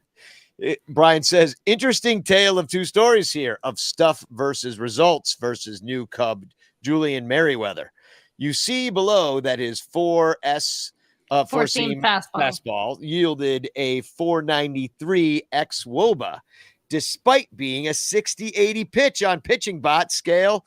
Look at the last pick. The gap in expected and actual results with the pitch is stunning. So he's supposed to be getting outs and misses, but instead it's a very unlucky 493 ex-WOBA. So there's nothing that makes me more excited than the X. I'm not done. Rick said, English, please. He's 5 years older than Rodriguez, isn't out of options. Why bother? Yeah. I mean, right. It's true. Like we could read the tea leaves. When I say that baseball is a game of both science and religion, this is exactly what I'm talking about. And you'd be right. And look, the numbers have a place to be. Like, you need the numbers. The numbers are great. They're giving you information. But at some point, you look at the numbers and the thing that's supposed to happen is not happening.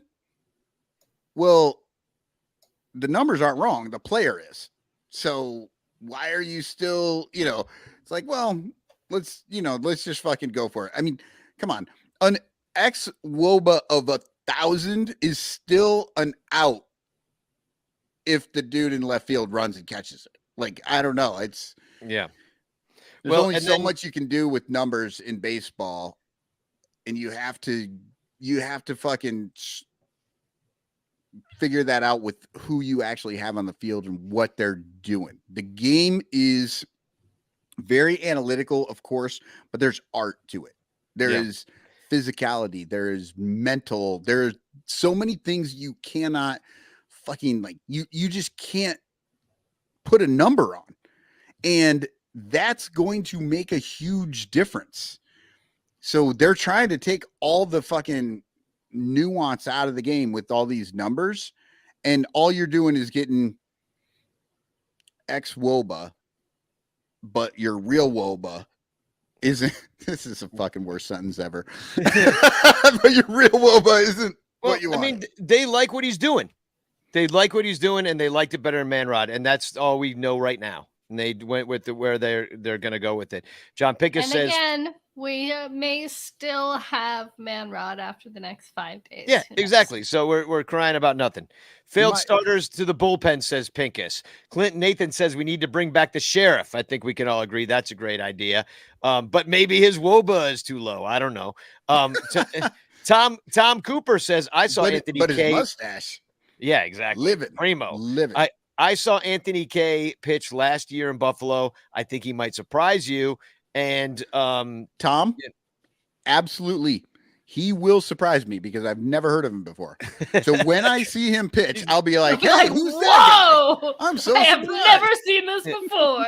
I think he's from the Blue Jays too, if memory serves. Like that was one of those random things. I'm like, who the hell's this guy? Yeah, I have a friend who's a Blue Jays fan who we may or may not get to convince to be on the show someday. And she's not very high on him. But hey, pitch lab. Yeah. Well, yeah, neither were the Blue Jays. Didn't work for Manrod, but apparently this guy it's going to work wonders for. Now here's the final question. I want to hear from people in the chat, or the final segment of this segment. I want to hear from people in the chat about this. Bleacher Jeff today on Discord, which is our private Patreon server, said, does lineup construction actually matter? And is the leadoff hitter a relic of the past that should be replaced by your best hitter getting the most at bats possible in the game? So tell us in the chat what you think. IFG, you wanted first thoughts on this one? Me personally, I am very torn on this. I don't know. I like the speedy guy at leadoff and, the big slugger getting a whole bunch of RBI opportunities. Because, it's a whole lot of fun when you get a bunch of RBIs instead of putting a slugger on first base and then nobody hits behind him. I don't know, but also it's really fun when Shohei Ohtani leads off. So I could really go either way, but I really like the speedy guy on first.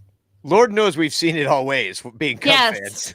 We have had 457 different lineup possibilities. Do other teams have this problem? I want to know.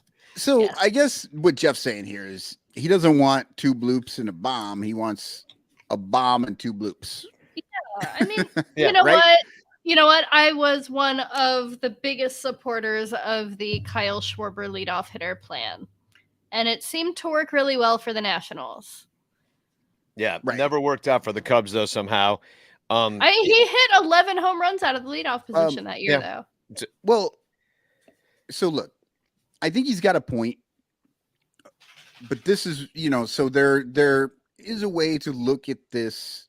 If you just look at the numbers, like put the guy up there because he'll get 1 extra at bat at the end of the game that he could possibly hit a home run and win the game for you. That's sort of that thought process. And I get that. That kind of makes sense. But Danny, you have talked on this show a number of times about who are you talking with at NBC that was leadoff? That's what I was going to bring up. David DeJesus. And he told you it's a hard thing to do. Yeah. You're just it's a not mindset the same batter there. He said, it's amazing. And this is the specific thing he said. He said, it's amazing when it's your job to start the game. You're the first one in there. You're the guy that's got to get this game going. And that is a mindset in and of itself.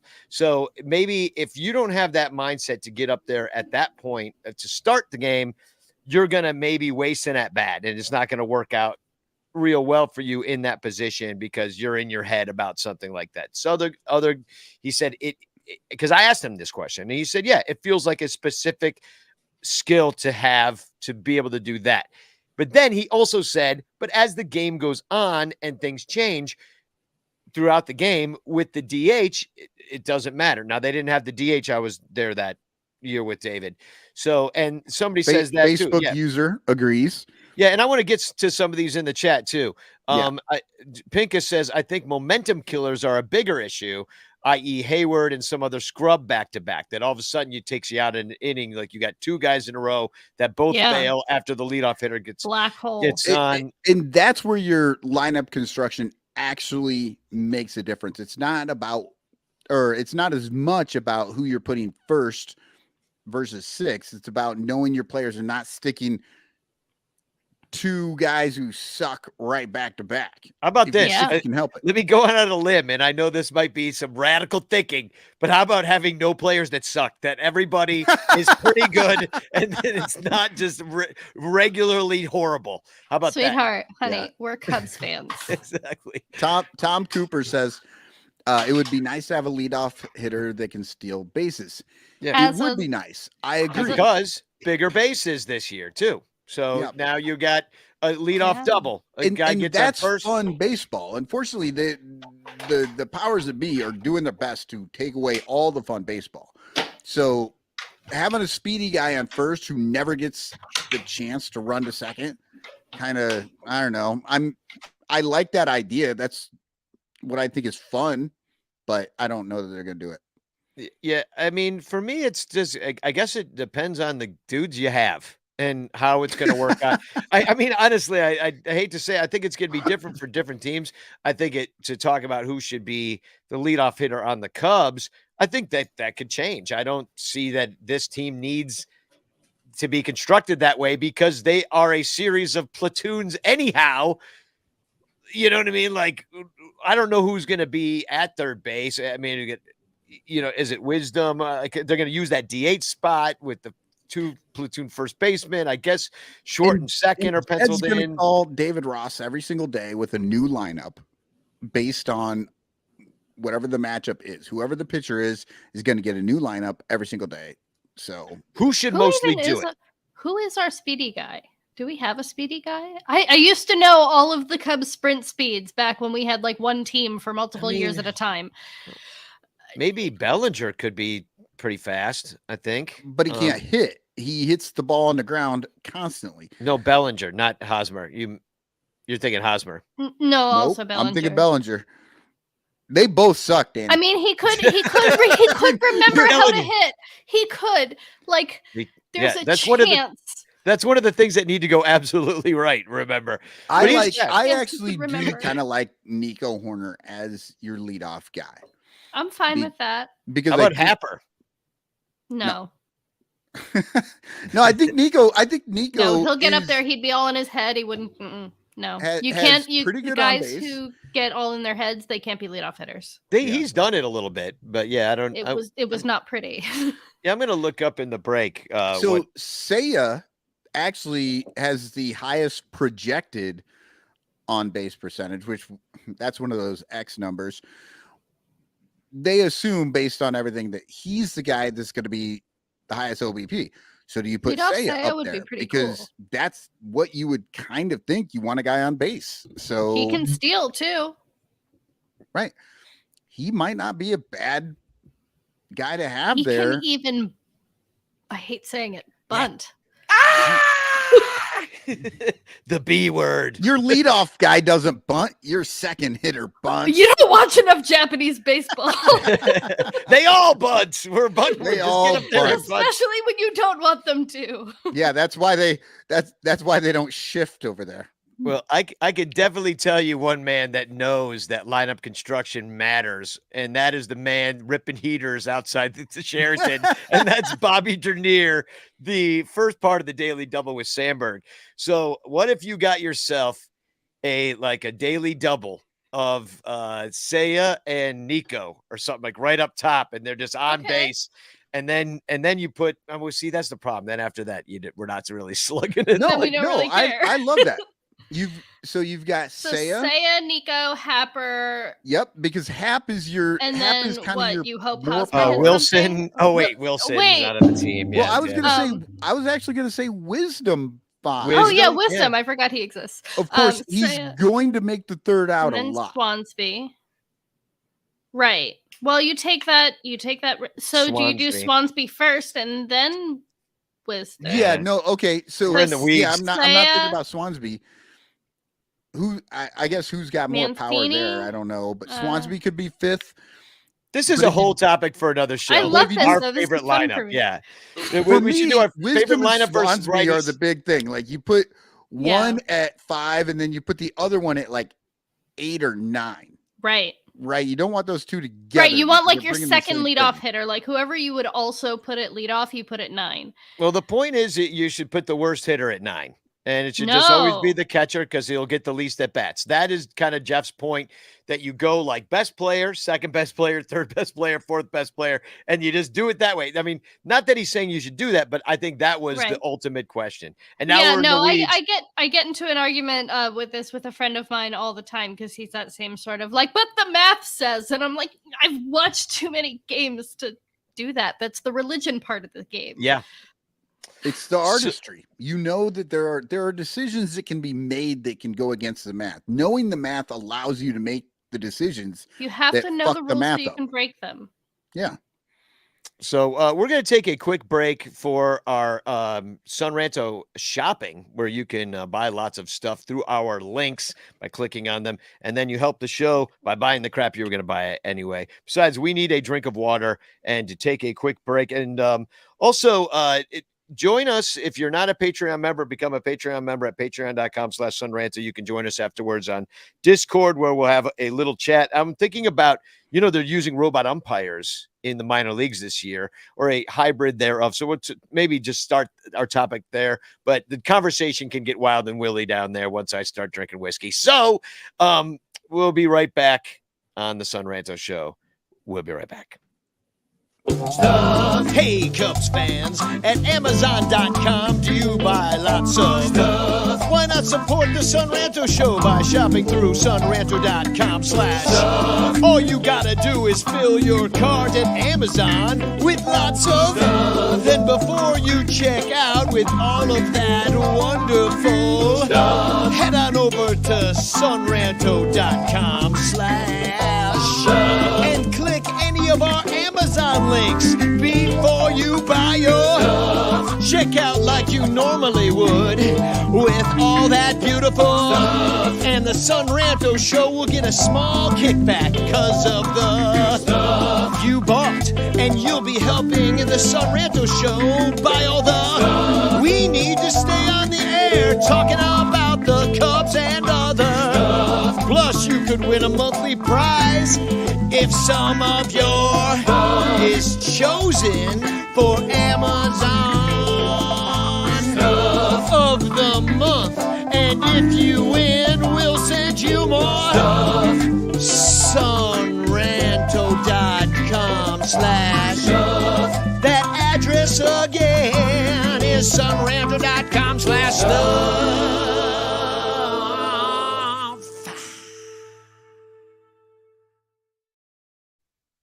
Welcome back to the Sun Ranto show, and hashtag chance in the chat if you would like to win a chance postcard sent to you by me with a message of love and doom.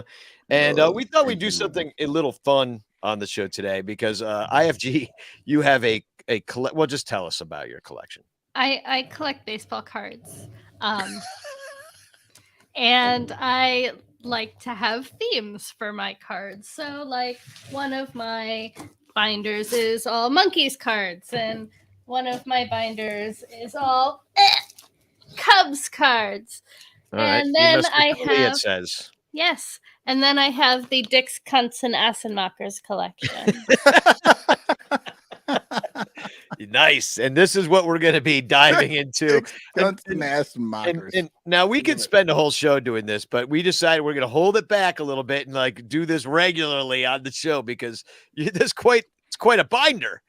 It's fun. It's all of my sexy cards. So I have my sexy monkeys cards. I've got Somebody on baseball card Twitter made me a custom art card set with all of the ESPN body issue baseball Oh, cards. the naked players. Yeah. Yes, Oh, right. there We you got go. some Javi up here. We got some like Jake Arrieta going on, some Dallas Keuchel.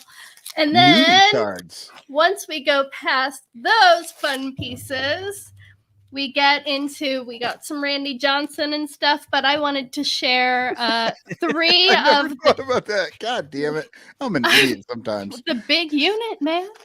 The big unit. No, I got that part of it, but This is where all of the cards go that are baseball players with names that I find amusing. So I just wanted to share some of the Cubs related cards, what with this being a Cubs podcast and all. Let's see, who do we have? I've got the old classic 1990s Topps Paul Assenmacher, after whom the collection is named. I do like Assenmacher. It's German for the maker of asses. Yeah. I believe that's an ass stat. I was the perfect age to enjoy this too. Like, because I was 15, 16 when this was going on. And so like I ate this up. Well, maybe that's the wrong phrase to use. Assenmacher, but that's the Christian Yelich card. Yeah. So no, great one. That's yes, there's Paul Assenmacher. And then we have the very famous and wonderful Pete Lecoq. Lecoq. One of the great baseball names of all time. Patreon levels, Pete Lecoq. He wore number 25. So it's the $25 level. You are at the Pete Lecoq level. This card is fantastic. Takes a lot of money to be a Lecoq. This particular card is fantastic because it triggers the smile shutter mechanism on my phone. So if I point my phone at this card, it will automatically take a picture. Oh, really? Yes. God, that's insane. Yeah, that is. His hair is, what is happening right now? His hair seems to be very much bigger on one side versus the other side. He has got just an absolute halo going on. This is a fantastic head of hair, honestly. I think this is 83 or I have no idea what year this is. And that Cubs hat is just beat to shit. That is hats have come a long way. Yeah, they would never. That's like a September hat that he got issued in April, and it's still on his head, Funny story about Pete Lecoq. Can I just share something really quick? Please. Is that his father was Ralph Pierre Lecoq, but he was smart enough to change his name to Peter Marshall, where he became the game show host for Hollywood Squares from 1966 to 1981. Really? Yeah, Pete Lecoq's father. So Pete Lecoq could have maybe father changed his name, and Pete Lecoq was still like, that's gonna look awesome on a baseball card. Well, maybe if you're getting into game show hosting, it's not the best name because they're like, we can't put that on TV. But if you're a ball player, you're like, yo, I'm swinging a bat. Pete Lecoq. I'm handling the balls. I'm swinging a bat. Yeah, I'm going with my God name. In our modern era, you want to get a little bit more creative, you've got a Pierce Johnson. Of course, yeah. Pierce. Yes. I met Pierce Johnson at CubsCon, in fact, one time. Nice guy. Tell me more. No, that was it. He just was sitting behind a table, and I shook his hand. I'm like, Pierce Johnson. I believe I got an autograph that I gave to somebody else at some point. So yeah. Pierce Johnson was, that was always one of those fun names. What do they call it? That's another guy we once thought he was going to be good in the offseason. So so he will take his place amongst all the people we talked about tonight. So what do they actually call it when you get your Johnson pierced? Like, what is that? Prince Albert? Like Prince Albert. There we go. It's one of the ways, I guess. There's multiple styles, I guess. How many princes are there? Well, there's the artist formerly known as Prince. There's that one. But Pierce Johnson, I'm looking up his stats right now, ended up on the Padres last year. It's 5.02 ERA, only got into 15 games, 14 innings, but he was with them last year and had a 3.22 ERA, 2.70 the year before. He did pretty well in 2021. We could have used him. Dang it. Blue Dabs 420 says kid Dabsy. last week signed in the international draft named Marlboro Jesus. Oh, I love this. That is a parody account. It's fantastic. Some of the names are that's a lie. It's a lie. They put out one yesterday that said the St. Louis signed Christian megachurch. I'm waiting for that signing actually. Well, it won't be a signing. He'll just come out of their farm system. Nobody will ever have heard of him. So I've decided to start collecting signed cards of players with interesting names. So just really quick to share a couple of them. These are some of my newest additions and I'm kind of proud of them. If you want to send me funny cards, DM me. My DMs are open. I have Brooks Pounders. Oh, yeah. And that's like a minor league card, right? Yes. So this is digging deep. I love minor league Bears. cards. Yep. Pittsburgh Bears. And then we've got kid is like 12 years old. Is he the kid that was on that ESPN commercial that says he likes to hit dingers?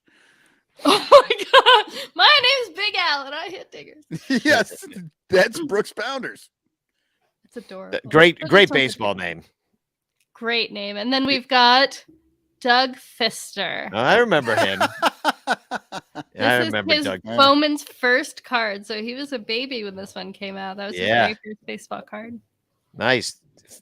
Yeah, no, he was pretty good. He hung around for a while, and we always laughed. Like it's great when these guys do well because the joke continues for 17 years. Fister. And you remember them, like you pay attention to them because of the name, you know. Randy Johnson, greatest pitcher, one of the greatest pitchers of all time, you know. Ever. I have a full sheet of Randy Johnson. Hold on, I can probably. I am so embarrassed that like literally I was never thinking Randy as an adjective. Like it's just never. I'm an idiot. Well, we have a great listener of this show. He's always in fact, I've just recently talking to him because he ordered the calendar, and but his name's Willie Johnson. Do you remember Willie Johnson? Listens to the show. He's around all the time, and he ran for county commissioner a little bit ago up in Oregon, I believe. And he is Willie H. Johnson. And he said his middle name is also phallic, but we couldn't figure out what it was. So everybody, that's the mystery for next week. Can you figure it out? Not that he'll tell us, but yeah. Well, so. I clearly haven't. A slightly odd name, but for the most part, it's not a big deal. Except for my uncle married a woman named Polly, and she married into the name Polly Cotton. Yes, that happened. So it was when she married your uncle, it was a Polly Cotton blend. Yes, she was Polly fucking Smith or Johnson or whatever the fuck her name was, but then she ended up Polly Cotton for the rest of her life.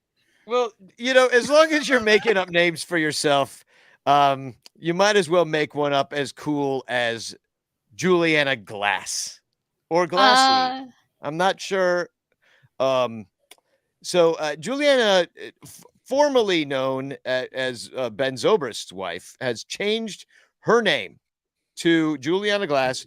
And here's the Instagram post. She had a photographer come out and she said, "The twist of the pen, the turn of the page. A woman writes her own story when she takes her name into her own hands. As symbol of autonomy and self-liberation, a name can tell the tales of a woman's future, her past, and the resilience required to actualize her present. Her name is a power, evoking newfound independence and heralding a new tomorrow." Very poetic.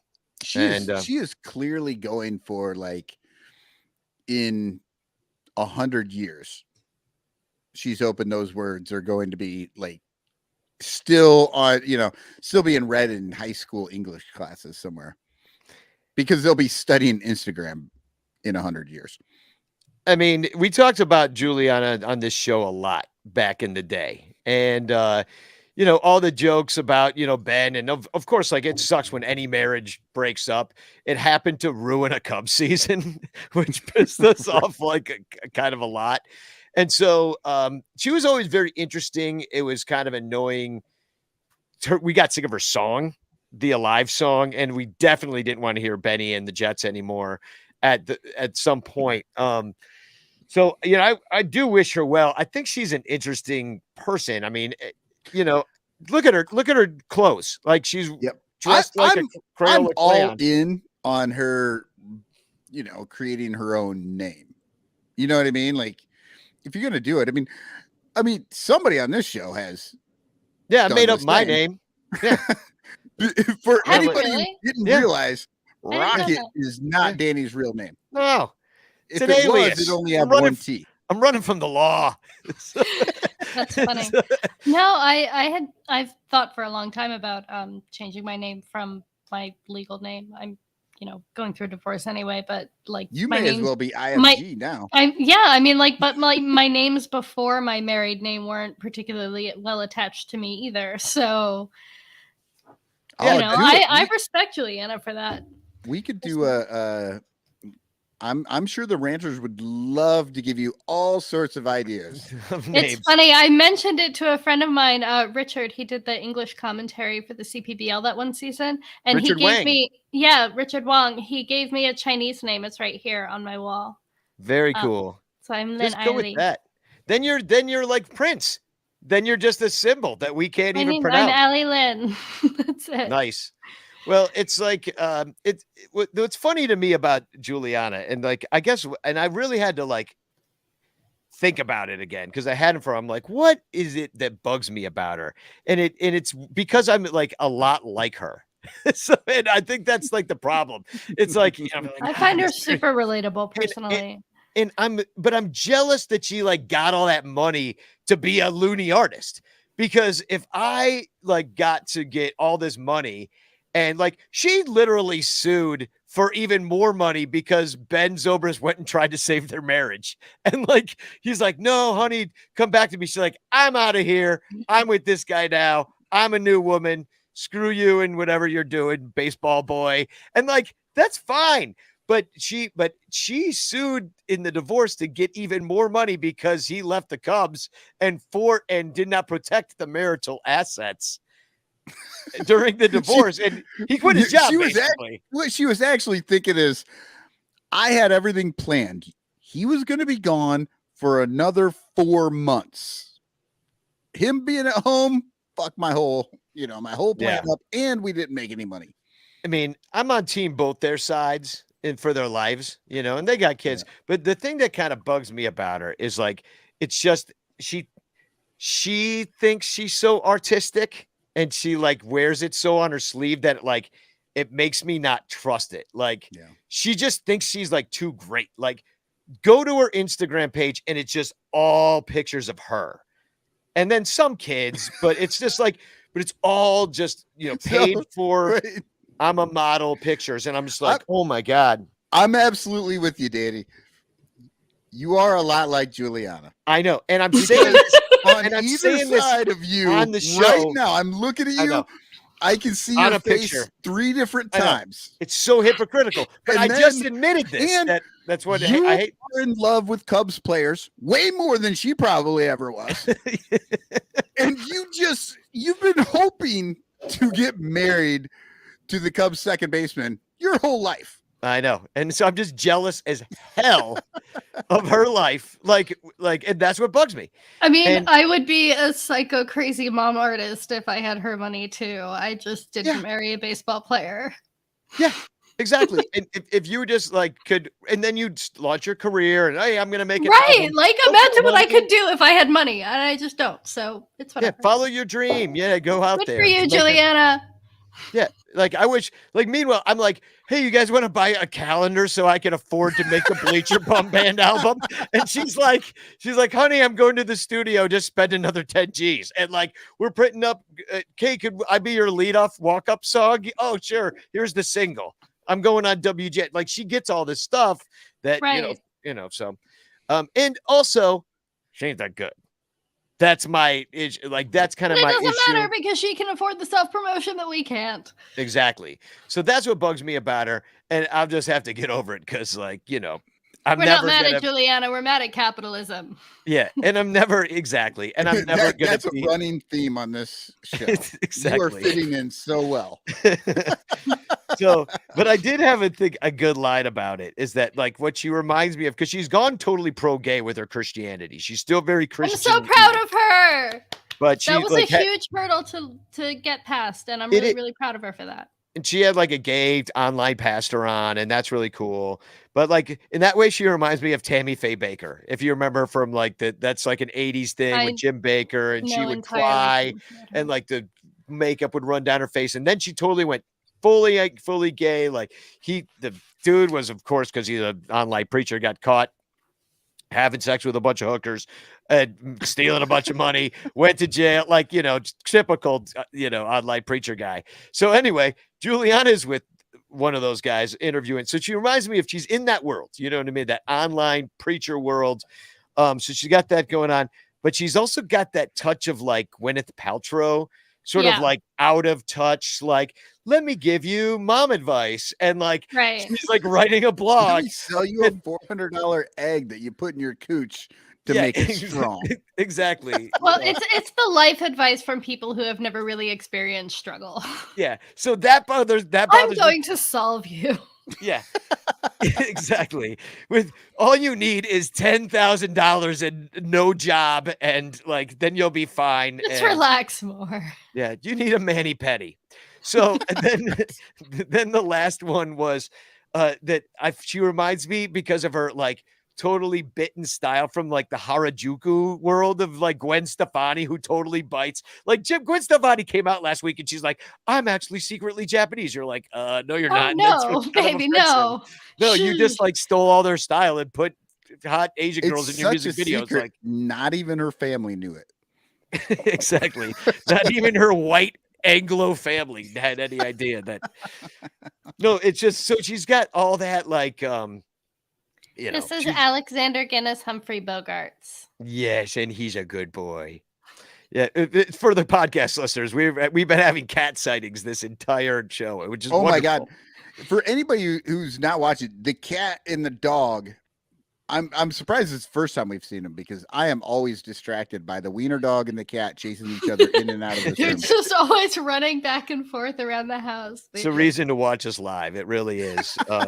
Check us out every Thursday. Just watching cats and dogs do zoomies. Yeah. So anyway, I think we've beaten the dead John Lackey by this point. And then all right, so down in the corners, if you're watching the live show, if you would like to tip us for doing this show, we will gladly take your money and we will split it amongst ourselves like instantaneously. I'm just going to Venmo them, split it 3 ways. I'm going to Venmo the money right out, or PayPal. We've got QR codes down in the corners. You can scan them with your phones and give us some money just for doing this. If you're not a Patreon supporter, you should be. And that's our little collection plate. So, I'd said that everybody's birthday earlier in the show, but that's one of the Patreon things we're doing. Birthday club. Phil Brandyberry, his birthday was yesterday. Jose Orlando Mercado, Bexy Ashworth didn't come here for a haircut. And she's the violinist. Their birthdays all coming up. And of course, John Baker. And Michael, I'm going to plug you because you always forget to plug yourself. But I listened to God, I love when you talk that way. I'm going to plug you. Put the fucking lotion in the basket. Oh, no. I was talking when you said that I plugged myself. When I think about you, I plug really want you to plug me. Oh. So I'm busy. But you released a episode of the Baseball Rabbit Hole. If you want to tell everybody about that and where they can find it and stuff. Yeah, I'd like to hear about it again. On I have a side project I've been doing for a couple years. Baseball Rabbit Hole. I ask a question of the internet about baseball, and then I start to follow all the different rabbit holes. And I truly thought I was just going to do this. It's going to be quick. I'll just run through it. And guess what? Not so much. The rabbit holes are deep, people. And the one that put out to the Patreon people another perk, because I'm going to actually start doing that more often. And then I'm going to, so season 3 will be, going through the Patreon. But you were just supposed to say it's about the baseball, Michael. Yeah. Oh, okay. About this need your one life episode. story. That's all you want to talk about. This one episode. Well, this one episode. Yeah, you just dropped it. Well, then people listen about to it. It's a the good baseball. one. Yeah. It's about. Yeah, I decided I want to know more about the actual baseball, because right now we're in this situation where there are 3 balls being used in 2022, and one of them's the Goldilocks ball, and maybe Aaron Judge hit a lot of those out of the ballpark. I don't know. We got it. It's something to watch. There's definitely some shenanigans with the ball, and you go into it how MLB they kind of own the ball now. They can do what they want, where before it was outsourced, but only to one person. But it was really supposed to be 2 people. Like, it's very interesting. There's a lot of conspiracies and corruption and collusion going on.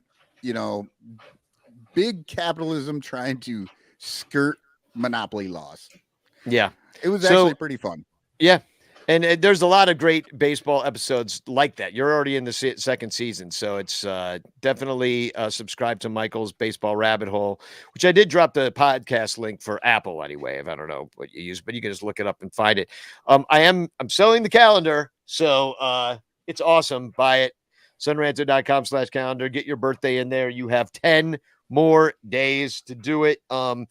Just a little update on my cousin Jess. They took the breathing tube and the feeding tube out. So that's a real progress. Long road ahead. Thank you for all of you guys that said at CubsCon that you saw what had happened there about the stroke she had. If people that are watching that don't know, she's doing better. We're just, keep working, but the news is positive so far. So good. Just want to say it. And I dropped the link for the calendar, sunranto.com. Click on calendar and buy the calendar. And then what do we do now? Oh, yeah, TFCs. That's how we end this show. And then we go to Discord. You got you who what I have IFG, one. you got one? I got a couple. Yeah, let's see. Okay. How many do you have, Danny? Really just 2. I got one that was just a sheer So Bleacher Nation sends out their little blog about the Cubs reportedly not being interested in Trevor Bauer, which they shouldn't be. Nobody should be interested in him whatsoever. And then @DrunkDude36 on Twitter says that's because we have woke ownership. They don't care about winning. I mean, they won't mind winning as it brings them more money, but they don't truly care. Oh my God. Imagine there's one Ricketts that you might be able to call woke, but I don't even know about that. I mean, Laura is gay. I don't think that equates to woke. No, it just means she likes women. Well, I'll tell you who is woke, my TFC. Because Fergie was out there and he tweeted this out. He said, had to grab a few of these promo Coke bottles from CubsCon. Can't wait to be drinking ice cold Coke at Wrigley again. Just like when I played. Obviously, I'm a Coca-Cola guy. Hashtag Fergie prefers Coke. Hashtag not an advertisement, but it could be. Call me Coca-Cola, winky emoji. And get it, Fergie.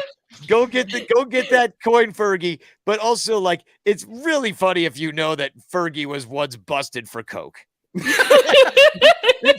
Fergie prefers Coke. Like, that is absolutely. Yeah. Oh my God. The dude is absolutely hilarious. He had weed on him too when he got busted, but I think that was just to come down off the Coke. You know what I mean? Gotta sleep sometime. Yeah. You gotta pitch tomorrow, Fergie. Exactly. Give me more Coke. So all right. So I found one out on Reddit because hey, right there you can see the where is it? It's right there. Yeah. Reddit. We have a Sunranto out on Reddit. It's a better place to be than all these other fucking places.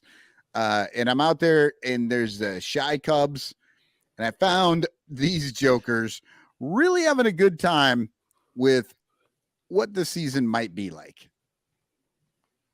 I'm ready to get merverted at Wrigley this year. Oh, geez.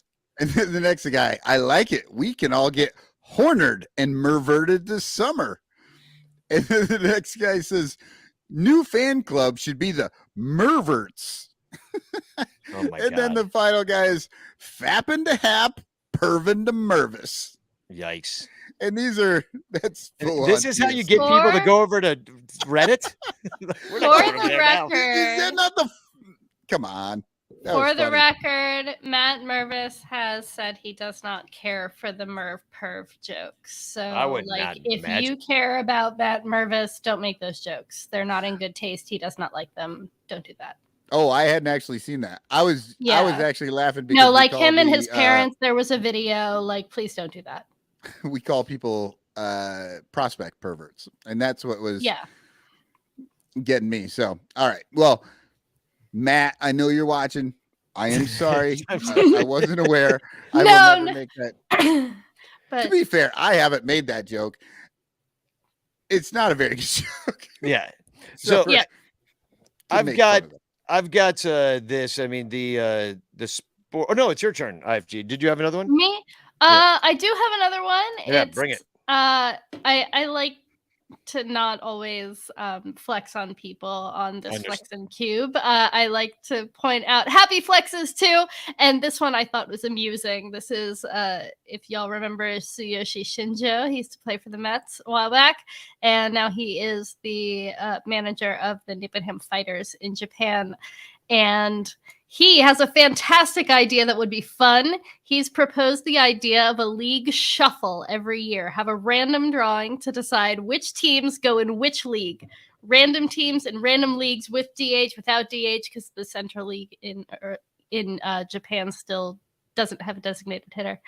Ooh, and what do you think? Like maybe lead. this year the Cubs have to play the Yankees and the Orioles and To the win the Diamondbacks. Yeah, to win the division. I mean, I think it's now. Was he just suggesting this for Japan? He's suggesting this just for fun. Like he's Yeah. like, "Hey, man, how funny would it be if maybe we just mixed it up?"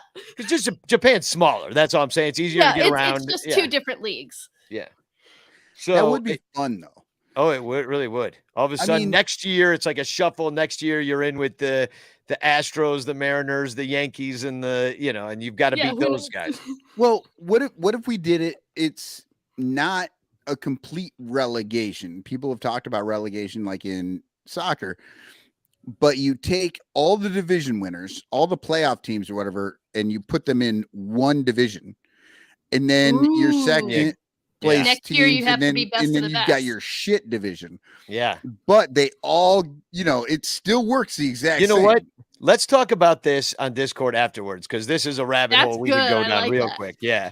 Because I was like just getting some ideas about how that would work. And, that's fun. That'd be fun. So, you know what? I'm going to save because what I want to play is it's Juliana Zobrist related, and it's like a minute long. So I'm going to end the show with it.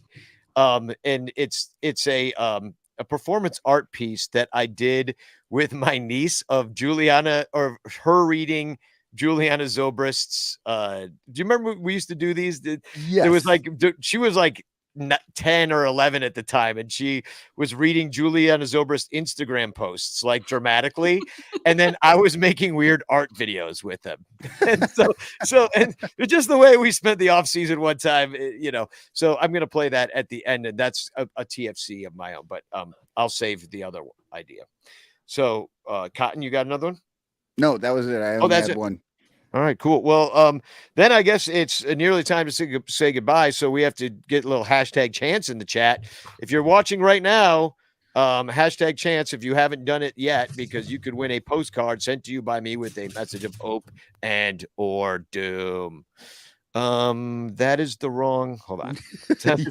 Old man doing technology. I'm a lot like I was. I wanted this one. Okay, here we go. That's correct. So we have quite a few in the chat here, and let's give it a roll.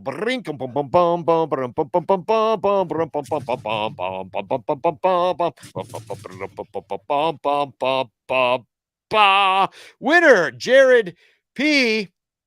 Congratulations, Jared P. I'm not sure who you are, so send me a message at Ranto on Twitter or on Facebook or something like that, and I can get your address so I can send you the postcard. Facebook user fail. Chance. Yeah, hashtag chance is what it's supposed to be. Yeah, but congratulations, Jared P. You are the winner tonight, and you're also entered to win the Smorgasbord Extravaganza prize at the end of the year, which does include this. What is it? Isn't it the Greg Maddux card? That's the first prize of 12 that will be added each month. I was thinking this. Like, what if the winner we do one drawing? Nah, it's too complicated. I was thinking, you do one drawing and you can choose to take what it builds throughout the year, and you could just choose to cash it in right now because you won the chance, or you could, keep going. I don't know. I haven't come up with the rules yet. I just basically want to be a game show host like Pete Cox's dad. Is really what he I'm really saying. does. You can, and you won't have to change your name. I think Danny Rocket is a perfect name for a game show. Yeah. So as always, if you do listen to us even if you don't listen to us on iTunes, it really does help the show if you do review us just make 5-star ratings though. You don't even have to say much. Be like, I like it. It's great. Whatever. But just give us 5 stars and it'll help people find the show. And it's a place that people can find the show. Tell your friends, phone the neighbors, wake the kids. And we'll be on Discord afterwards for all the Patreon people. Thanks for hanging out, everybody. I had a lot of fun. And we're going to have a little bit more fun. I'm going to grab a drink. Blue Deb says Danny Rocket is the perfect porn name. I know I tried to go into it. I aged out. I don't know what to tell you. It's just that it happened to me. I don't know. I don't think you've aged out. Thanks, Michael. I think some of these men are they're still in it. I don't know. Yeah, exactly. Very suggestive. So thanks, IFG. Thank you, Mr. Cotton. We'll see you over on the other side. As always, give us money. We'll split it and join our Patreon. And here's me and my niece doing Juliana Zobrist's dramatic readings and a song featuring birthday girl Bexy Ashworth on violin. I didn't come here for a haircut. See ya.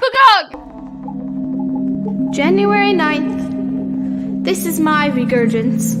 The person I am today, stepping back in. An enfranchised soul, eternally curious at the intersections of truth and beauty. My becoming is not a detachment from my previous self, but the emergence of a new self. I am still tethered to every prior vision. The pairs of shoes which no longer fit. Every former skin I once lived within. Stated plainly, she is unfolding, folding, and I am she.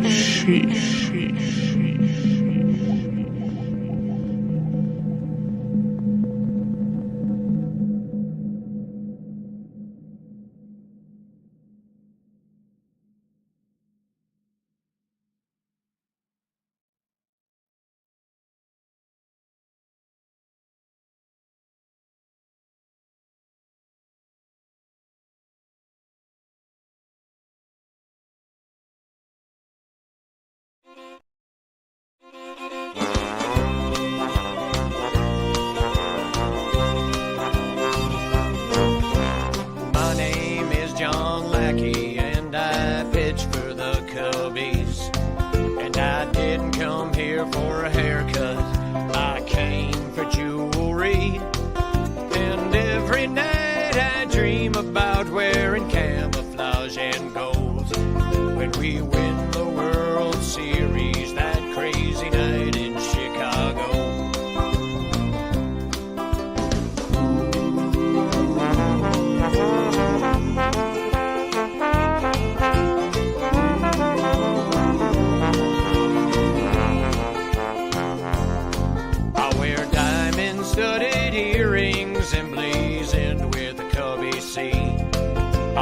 Ernie Banks in Boston, gold and silver on my teeth. And I'll platinum plate my cowboy boots so that everyone can see that I didn't come here for a haircut, I came for jewelry. No, I didn't come here for a haircut, I came for jewelry. I'm here to be a champion and win the World Series. So don't worry about my hairdo, it looks just fine to me. 'Cause I didn't come here for a haircut, I came for jewelry.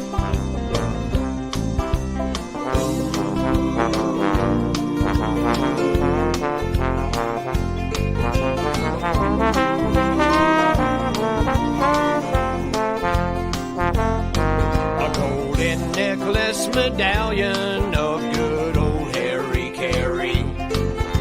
Shiny red blue bracelet made of sapphires and rubies. But the ring upon my finger, it glitters and it gleams. It says Cubs World Series champions of 2016.